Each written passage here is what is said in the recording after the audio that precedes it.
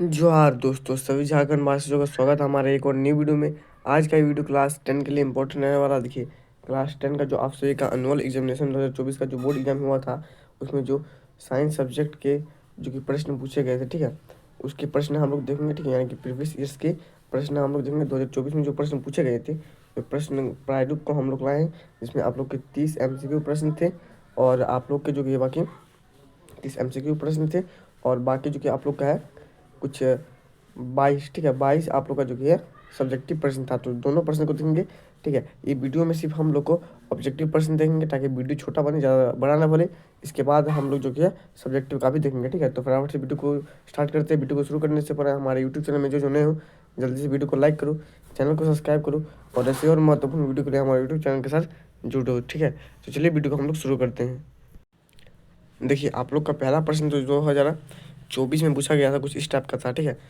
Science का था। देखिए, उच्च कोटि का पॉलिश किया हुआ कांच का पृष्ठ कहलाता है। तो कांच स्लैब, लेंस, दर्पण या इनमें से कोई नहीं। तो उच्च कोटि का पॉलिश किया हुआ कांच का स्लैब आप लोग का क्या कहलाता है? तो वो आप लोग का हो जाएगा option number option number C हो जाएगा इसका राइट आंसर, यानी कि दर्पण। ठीक है, क्या कहलाता है? दर्पण कहलाता है। चलिए नेक्स्ट प्रश्न को हम लोग देखते हैं। देखिए, आप लोग का नेक्स्ट प्रश्न यहाँ पे है कि 30 सेंटीमीटर फोकस दूरी के अवतल दर्पण के फोकस पर एक वस्तु को रखा गया है, तो प्रतिबिंब की दर्पण से दूरी हो। देखिए, ऐसा प्रश्न हमेशा पूछता है, ठीक है। देखिए, सेम टू सेम इस टाइप का ही प्रश्न रहेगा। आपको भले 30 सेंटीमीटर है, यहाँ पे कुछ और दिया हुआ रहेगा, लेकिन फोकस दूरी से अवतल दर्पण की दूरी क्या होगी, ठीक है। तो ऐसा ही प्रश्न जो कि है रहता है, ठीक है। तो ऐसा प्रश्न आप लोग ज़्यादा से ज़्यादा अभ्यास कीजिएगा ताकि आप लोग का जो कि है बेहतर रिजल्ट आ सके, ठीक है। तो देखिए, यहाँ पे ऑप्शन है 30 सेंटीमीटर, 60 सेंटीमीटर, अनंत, इनमें से कोई नहीं। तो इसका राइट आंसर आप लोग का हो जाएगा अनंत, ठीक है, अनंत हो जाएगा। क्योंकि ये जो आप लोग का है, देखिए यहाँ पे फोकस दूरी, ठीक है, फोकस दूरी पूछ रहा है और कहाँ पे पूछ रहा है? अवतल दर्पण के फोकस पर। तो फोकस पर कोई वस्तु रहता है तो उसका अनंत होता है। चलिए नेक्स्ट प्रश्न को देखते हैं। देखिए, ऐसा प्रश्न भी आप लोग का एक रहेगा, ठीक है। ऐसा प्रश्न भी जिसमें आप लोग को डायोप्टर पूछा जाएगा, तो ऐसा प्रश्न को भी आप लोग को कर लेना है। एक अवतल लेंस की फोकस दूरी 20 सेंटीमीटर है, तो इसकी क्षमता क्या होगी? देखिए, यहाँ पे अवतल लेंस पूछ रहा है, यानी कि अवतल लेंस हमेशा माइनस में होता है। तो यहाँ से हम लोग दो ऑप्शन को काट सकते हैं, पहला और दूसरा, क्योंकि अवतल का पूछा यानी कि माइनस में आएगा। अब आप लोग को 20 सेंटीमीटर दिया हुआ है, तो यहाँ पे आप लोग को निकालना है, ठीक है। तो ऐसा प्रश्न का भी अभ्यास आप लोग ज़्यादा से ज़्यादा कीजिएगा। इसका आंसर आप लोग का ऑप्शन नंबर डी आएगा, ठीक है, -5 डायोप्टर। चलिए नेक्स्ट प्रश्न को देखते हैं। प्रश्न संख्या 4 में आप लोग का है, अवतल लेंस में आवर्धन बराबर होता है। देखिए, फिर से एक बार अवतल लेंस का पूछा, तो अवतल लेंस में हमेशा मैं बता दूं कि माइनस में होता है, ठीक है। तो यहाँ पे भी देखिए आप लोग को दिया हुआ ऑप्शन ए में है U/V, ऑप्शन बी में है V/U, ऑप्शन सी में है -U/V, ऑप्शन डी में -V/U। तो इसका राइट आंसर हो जाएगा ऑप्शन नंबर सी, ठीक है, -U/V हो जाएगा, ठीक है। क्योंकि माइनस में होगा तो ऑप्शन नंबर सी बिल्कुल सही हो जाएगा। चलिए नेक्स्ट प्रश्न को देखते हैं हम लोग। 5वां नंबर का प्रश्न आप लोग का यहाँ पे था कि नेत्र गोलार्ध लंबा होने से कौन सा दृष्टि दोष उत्पन्न होता है? तो निकट दृष्टि दोष, दूर दृष्टि दोष, जरा दृष्टि दोष, इनमें से कोई नहीं है। तो इसका आंसर जो आप लोग का निकट दृष्टि दोष होगा, ठीक है। बाकी आप लोग जो कि है सबका परिभाषा याद कर लीजिएगा, दूर दृष्टि दोष का भी और जरा दूर दृष्टि दोष का भी। इस बार जो कि दोनों में से कोई भी पूछ सकता है। चलिए अब हम लोग बढ़ते हैं नेक्स्ट प्रश्न की तरफ। नेक्स्ट प्रश्न यहाँ पे आप लोग का है कि तीव्र प्रकाश में पुतली की आकृति हो जाती है। देखिए, जब प्रकाश तेजी से आपके आंखों की तरफ आएगा तो आपका जो पुतली का साइज है वो कैसा हो जाएगा? देखिए, छोटा, बड़ा, ज्यों की तो, यानी जैसा वैसे ही, इनमें से कोई नहीं। तो आप इसका प्रयोग कर सकते हैं, ठीक ना। आप क्या करिएगा कि आप टॉर्च को लेके अपने जो कि है आप टॉर्च को लेके किसी पे मारेगा और उसका आँख को देखेगा, ठीक है। उसका जो पुतली है वो छोटा हो जाएगा। तो इसका ऑप्शन नंबर ए हो जाएगा राइट आंसर, ठीक है। छोटा हो जाएगा, छोटा हो जाता है, पुतली जो कि है छोटा हो जाता है। नेक्स्ट प्रश्न को हम लोग देखते हैं। 7 नंबर का आप लोग का कुछ प्रश्न इस प्रकार का पूछा गया था। सभी के सभी प्रश्न जो है, सभी के सभी चैप्टर को आप लोग ध्यान से देखिएगा। यही सब चैप्टर जो कि आप लोग का पूछा जाएगा, ठीक है। 7 नंबर का प्रश्न देखिए, यहाँ पे आप लोग का पूछा गया है कौन सा चैप्टर से? आप लोग का 13 चैप्टर से पूछा गया है, तो हमेशा 13 चैप्टर से पूछा जाता है, ठीक है। तो आप लोग उसी के प्रश्न अनुरूप पढ़िएगा। निम्न में से कौन सा मात्रक एम्पेयर ए के बराबर है? Coulomb second, joule coulomb, joule second, इनमें से कोई नहीं है। तो हमेशा इस प्रश्न को आप लोग हमेशा याद रखिएगा। ये प्रश्न अधिकतम पूछता है, ठीक है। कूलम सेकेंड एम्पायर के बराबर होता है, ठीक है। किसके बराबर होता है? कूलम सेकेंड जो है एम्पायर के बराबर होता है। चलिए नेक्स्ट प्रश्न को देखते हैं। यहाँ पे देखिए नेक्स्ट, देखिए ऐसा भी प्रश्न हमेशा पूछता है, ऐसा एक प्रश्न तो आप लोग का रहेगा ही रहेगा, ठीक है। तो ये एमआई प्रश्न है, इसको भी आप लोग अच्छे से देख लीजिएगा। देखिए यदि 1 ओम के 10 प्रतिरोध समांतर क्रम में संयोजित हो तो उनका परिणामी प्रतिरोध होगा। तो इसका देखिए ऑप्शन है 100 ओम, उसके बाद 12 ओम, 10 ओम और 1/10 ओम। तो इसका राइट आंसर हो जाएगा 1/10 ओम, ठीक है। इस प्रश्न को जो कि आप लोग ज़्यादा से अभ्यास कीजिएगा तो आप लोग को आ जाएगा, ठीक है। ऐसे ही प्रश्न पूछता है। देखिए ये जो प्रश्न था, इस प्रश्न को आप लोग अच्छे से देख लीजिए। यहाँ पे देखिए मान के चलिए यहाँ पे 1 ओम है, इसका जगह क्या करेगा 2 ओम दे देगा, ठीक है। कभी 3 ओम दे देगा, कभी 10 ओम दे देगा, बाकी प्रश्न का प्रारूप यही रहेगा। चलिए अब हम लोग बढ़ते हैं 9वें नंबर के प्रश्न की तरफ। तो देखिए आप लोग का 9वें नंबर का प्रश्न यहाँ पे है, एक क्षैतिज सीधी तार में धारा की दिशा पूरब से पश्चिम की ओर है। तार के ठीक नीचे स्थित बिंदु पर चुंबकीय क्षेत्र की दिशा होगी।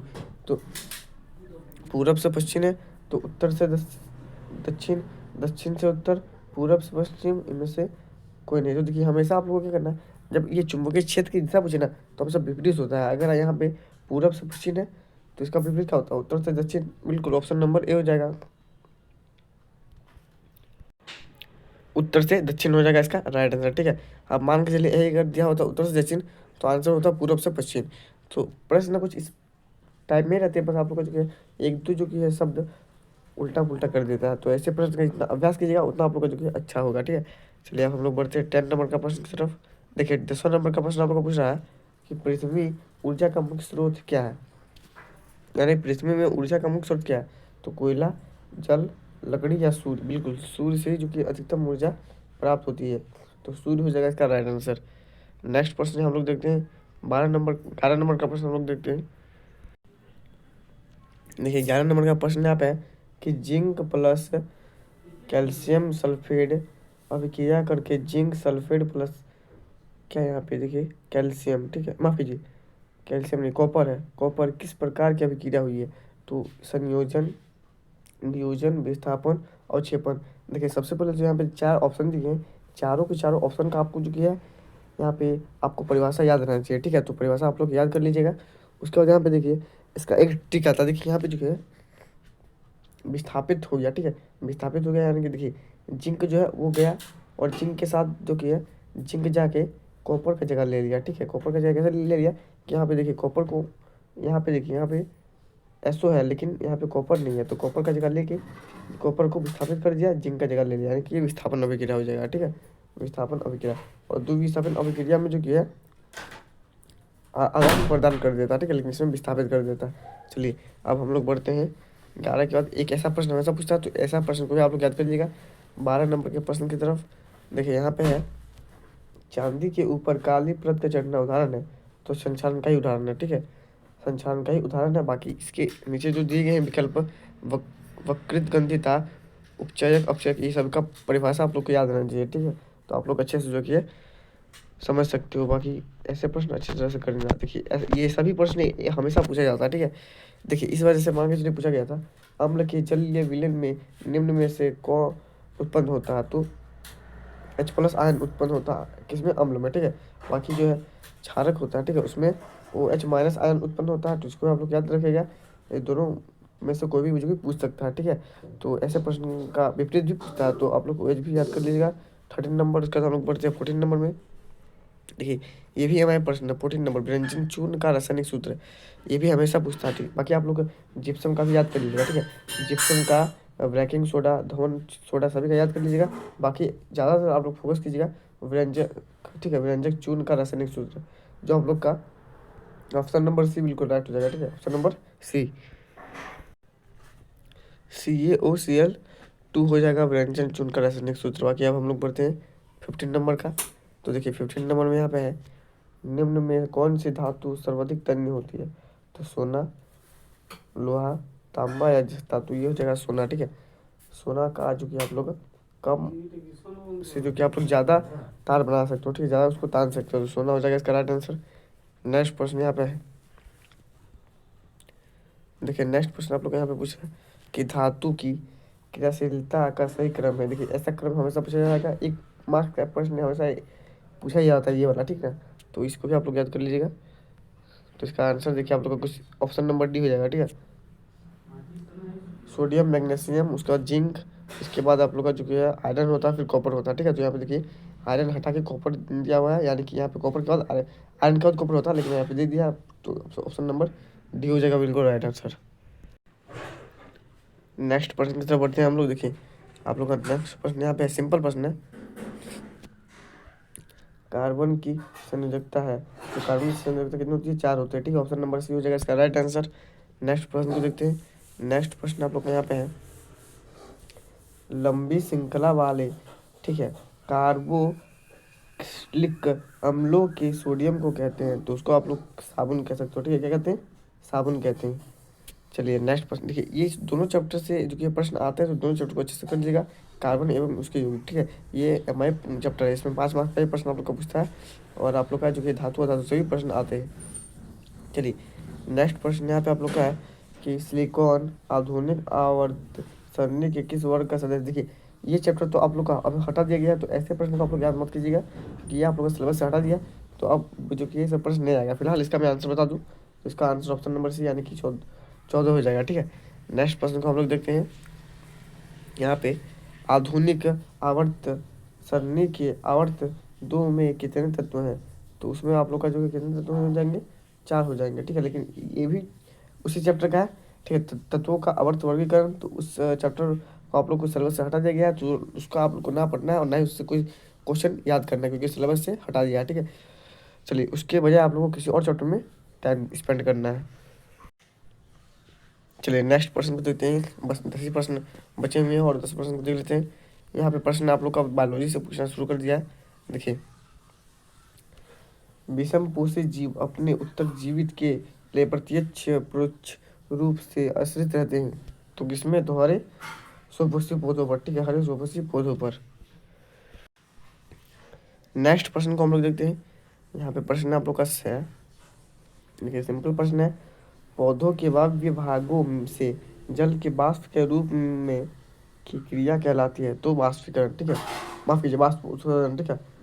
पौधे अपने अपने जो है पौधों में अधिक जल, जैसे मनुष्य में भी अधिक जल हो जाता है, तो वैसे पौधों में भी अधिक जल हो जाता है, तो उसमें जो क्या जल से छुटकारा पाने के लिए वो क्या कौन सी क्रिया करते हैं? तो वाष्प उत्सर्जन। जैसे मनुष्य जो कि है कौन सी क्रिया करता है? तो उत्सर्जी तंत्र जो कि है सहायक करता है। बाकी जो कि है पौधे कौन सी क्रिया द्वारा करते हैं? तो वाष्प उत्सर्जन, ठीक है। तो वाष्प उत्सर्जन के भी जो कि आप लोग को ये जो कि आप लोग को याद रहना चाहिए। चलिए नेक्स्ट प्रश्न को देखते हैं। देखिए 23 नंबर का प्रश्न है, ये भी इंपॉर्टेंट प्रश्न है, इसी से प्रश्न पूछा जाता है, इसी से उल्टा उल्टा घुमा देता है, लेकिन सेम पैटर्न में रहता है, ठीक है। दो तंत्रिका कोशिका के मध्य खाली स्थान को क्या कहते हैं? तो एक्सॉन, साइटोन, स्नैप्शॉट या मेडुला। देखिए मेडुला तो होगा नहीं, क्योंकि मेडुला तो आप लोग का अलग भाग है। बाकी तीनों सेम टू सेम लग रहा है, लेकिन इसका ऑप्शन नंबर सी, ठीक है। इसको आप फटाफट याद कर लीजिए, क्योंकि थोड़े हमारा इधर उधर होकर भूल सकते हैं, इसलिए स्नैप, ठीक है, क्या हो जाएगा? स्नैप। नेक्स्ट प्रश्न को हम लोग देखते हैं। 24 नंबर का प्रश्न यहाँ पे आप लोग का है कि मानव में बुद्धि एवं चतुराई का केंद्र है, तो सेरिचम, सेरिबेलम, ठीक है, स्पाइनल कॉर्ड या हाइपोथैला हाइपोथैलेमस। इसका राइट आंसर हो जाएगा सेरिब्रम, ठीक है, सेरिबेलम। नेक्स्ट प्रश्न को हम लोग देखते हैं। 25 नंबर का प्रश्न है कि अंडाणु निषेचित होता है, तो अंडाणु जो है वो निषेचित कहाँ होता है? तो ऑप्शन आप लोग के पास है, योनि में, गर्भाशय में, अंडाशय में या फिलोपियन नालिका में। तो देखिए तीनों सेम है, लेकिन ये अलग है, तो यही आप लोग का राइट आंसर हो जाएगा, ठीक है। इसको आप लोग याद कर लीजिए, इससे भी प्रश्न पूछे जाते हैं, ठीक है, ठीक है, फिलोपियन नालिका में। नेक्स्ट प्रश्न को हम लोग देखते हैं। ये तो एकदम सिंपल प्रश्न है। देखिए नर यग्मक तथा मादा यग्मक के संयोजन से बनता है यग्मनज। पहला ऑप्शन ही बिल्कुल सही हो जाएगा, ठीक है, ऑप्शन नंबर ए। देखिए यही सब चैप्टर से जो कि ज़्यादा प्रश्न आते हैं, ठीक है, एमसीक्यू भी के प्रश्न आते हैं, तो ये सब चैप्टर को आप लोग अच्छी तरह से पढ़िएगा।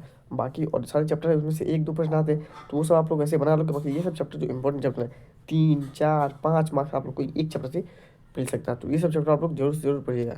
बाकी नेक्स्ट प्रश्न को देखते हैं। यहाँ पे देखिए प्रश्न आप लोग का अवशोषी अंग का उदाहरण है, ठीक है। तो देखिए अवशोषी अंग का उदाहरण है, तो ऑप्शन आप लोग के पास तो यहाँ पे 3-4 है, तो इसका हो जाएगा सभी, ठीक है, इनमें से सभी हो जाएगा अवशोषी अंग का उदाहरण। चलिए नेक्स्ट प्रश्न को देखते हैं। देखिए प्रश्न यहाँ पे है, किसी जीन माफ करिए किसी जीव के विशेषक पर किसका प्रभाव पड़ता है, ठीक है। तो केवल पितरक डीएनए का, केवल मातृक डीएनए का, ए और बी दोनों, इनमें से कौन है? तो इसका आंसर हो जाएगा ऑप्शन नंबर सी, यानी कि दोनों का, ठीक है। दोनों का प्रभाव पड़ेगा तभी ना होगा वो जीव। चलिए अब पढ़ते हैं नेक्स्ट, 2 प्रश्न बचे हुए हैं। तो देखिए 29वां नंबर का प्रश्न जो है, ओजोन परत का अवक्षेप करता है, तो कौन करता है? ओजोन परत का अवक्षेप कौन करता है? तो यहाँ पे ऑप्शन नंबर ए हो जाएगा, ठीक है, CFC, ठीक है, CFCS यानी क्लोरोफ्लोरोकार्बन। इसका हो जाएगा फुल फॉर्म होता है क्लोरोफ्लोरोकार्बन, ठीक है। तो CFC इसका फुल फॉर्म भी आप लोग याद कर लीजिएगा। बाकी इस प्रश्न को आप लोग अच्छी तरह से कर लीजिएगा, ठीक है। ये आप लोग का जो कि है बायोलॉजी के आखिरी चैप्टर से पूछा गया है। नेक्स्ट प्रश्न को हम लोग देखते हैं। अंतिम प्रश्न आप लोग का यहाँ पे है, देखिए अंतिम प्रश्न आप लोग का यहाँ पे पूछा जा रहा है, विश्व में सबसे तेजी से के साथ घटता जा रहा प्राकृतिक कौन सा है? तो इनमें से कौन सा संसाधन है जो विश्व में तेजी से घट जा रहा है? जल। जल तो घट रहा है लेकिन तेजी से नहीं, धीरे धीरे। वन, बिल्कुल वन बहुत तेजी से घट रहा है। देखिए पवन घटेगा नहीं, सूर्य का प्रकाश, ये 2 चीज़ कभी नहीं घटेंगे। बाकी जल तो घट रहा है, लेकिन यहाँ पे ये नहीं बताया गया कि कौन सा जल, पीने मतलब कि समुद्र का जल या फिर सामान्य जल। क्योंकि यहाँ पे देखिए सामान्य जल जो है, सामान्य जल वो घट रहा है, लेकिन समुद्र का जल बढ़ ही रहा है, ठीक है। तो समुद्र का जो जल वो तो बढ़ रहा है, तो यहाँ पे जल तो बढ़ेगा ही, लेकिन वन जो है वहाँ पे कट रहे हैं। तो ऑप्शन नंबर बी हो जाएगा इसका राइट आंसर, ठीक है। तो देखिए वीडियो को ज़्यादा बड़ा ना करते हुए हम लोग 15 ही मिनट का वीडियो बनाते हैं, और इसमें जो कि ओनली हम लोग ऑब्जेक्टिव प्रश्न को ही देखें, ठीक है। इसके बाद वाले वीडियो में मैं आप लोग का जो कि सब्जेक्टिव प्रश्न 2 अंक के प्रश्न है उसको मैं लाऊंगा, फिर 3 अंक के प्रश्न का लाऊंगा, ठीक है, फिर 5 अंक के प्रश्न लाऊंगा, ठीक है। सभी के सभी प्रश्न को मैं आपके सामने प्रस्तुत करूंगा ही करूंगा। तो हमारे यूट्यूब चैनल को सब्सक्राइब कर दीजिए ताकि आपको नोटिफिकेशन जल्दी मिल जाए। आशा करता हूँ आप सबकी वीडियो अच्छा लगा होगा। ऐसे और महत्वपूर्ण वीडियो के लिए हमारे यूट्यूब चैनल को सब्सक्राइब करिए, और PDF के लिए डिस्क्रिप्शन में व्हाट्सअप और टेलीग्राम का लिंक है, वहाँ से आप लोग जाके ज्वाइन हो सकते हो। बाकी CBSE ने तो अपना जो कि है डेट जारी कर दिया है एग्जाम का, तो एग्जैक्ट बोर्ड भी जल्दी करेगा क्योंकि CBSE का कॉपी कर रहा है। तो आप लोग अभी से जो कि तैयारी शुरू कर दो। मिलते हैं नेक्स्ट वीडियो में, तब तक के लिए जय हिंद।